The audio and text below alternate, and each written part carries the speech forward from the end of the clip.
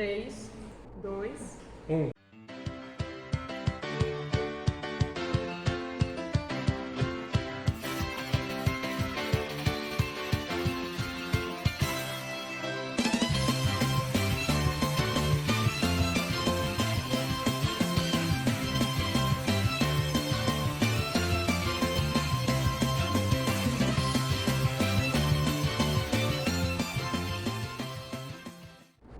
Olá, eu sou a Raquel, sou licencianda em Ciências Biológicas e hoje eu vou estar falando sobre os tipos básicos de célula, as células eucarióticas e as células procarióticas. Dentro da teoria celular é dito que para ser considerado um ser vivo, o organismo precisa ser formado por pelo menos uma célula. Temos então os organismos unicelulares e aqueles que são formados por mais de uma ou diversas células, os organismos multi ou pluricelulares. Então, a célula é a unidade básica de formação de todo ser vivo. Desde uma bactéria, um fungo, uma planta, até nós, seres humanos, somos essencialmente formados por células. Temos aqui, então, a célula procariótica, como o próprio nome diz, pro, de anterior ou primeiro, do grego. As células procarióticas vão ter características mais primitivas em relação às células eucarióticas. Acredita-se que a primeira célula a ser formada no nosso planeta foi uma célula procariótica há cerca de 3,5 bilhões de anos.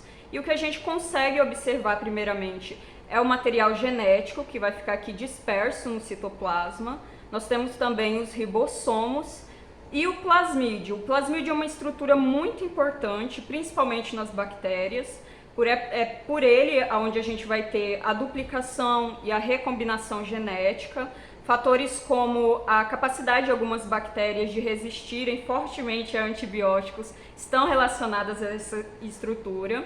Nós também temos as estruturas de locomoção, os cílios e o nosso flagelo.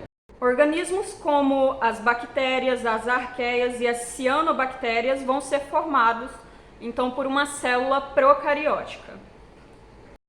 E agora nós temos células eucarióticas, uma célula eucariótica animal e uma célula eucariótica vegetal. E nessas células, a primeira coisa que a gente consegue observar é que o material genético vai estar protegido por essa membrana, nossa carioteca. Então ele vai ficar aqui dentro, armazenado.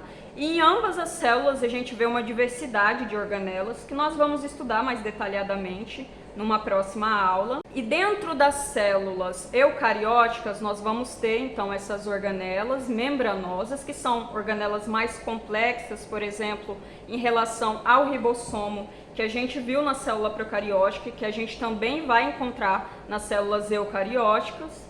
Além disso, os organismos que são formados por células eucarióticas podem ser unicelulares ou multi ou pluricelulares, como por exemplo os animais, os fungos, os protistas, os vegetais. Além disso, as células eucarióticas teriam surgido mais recentemente, cerca de 1,7 bilhões de anos. Então, para que a gente consiga diferenciar os dois tipos de célula, eu trouxe novamente a nossa célula procariótica e a primeira coisa que a gente tem que observar é o núcleo. No caso das células procarióticas, nós vamos ter então um material genético, o DNA, disperso no citoplasma, enquanto nas células eucarióticas esse DNA vai estar aqui dentro do núcleo, protegido por essa membrana, que a gente chama de carioteca, né? Por isso eucariótica, o prefixo eu quer dizer verdadeiro, então são aquelas células que possuem o núcleo verdadeiro. É isso, eu espero que tenha ficado mais fácil de visualizar as estruturas com o uso dos modelos. Não deixem de assistir a próxima aula sobre a célula eucariótica animal e a mitocôndria. E obrigado pela atenção!